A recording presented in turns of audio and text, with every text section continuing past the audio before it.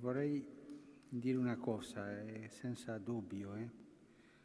Mi è piaciuto tanto che te, Don Giampiero, abbia menzionato l'Evangelii Nunziandi. Anche oggi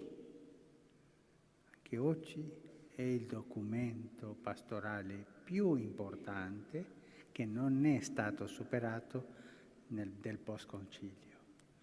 Dobbiamo andare sempre lì. È un cantiere di ispirazione quell'esortazione apostolica.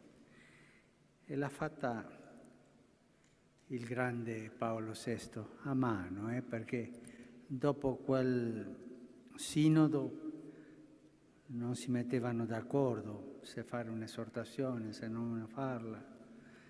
E alla fine il relatore è stato San Giovanni Paolo II, ha preso tutte le foglie e ha consegnato al Papa, come dicendo: arrangiati tu, fratello.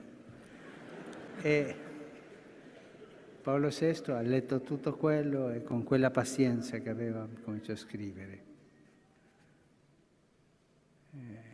È proprio per me il testamento pastorale del grande Paolo VI.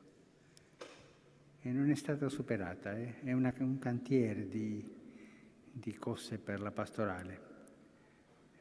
Grazie per menzionarla e che sia sempre un riferimento.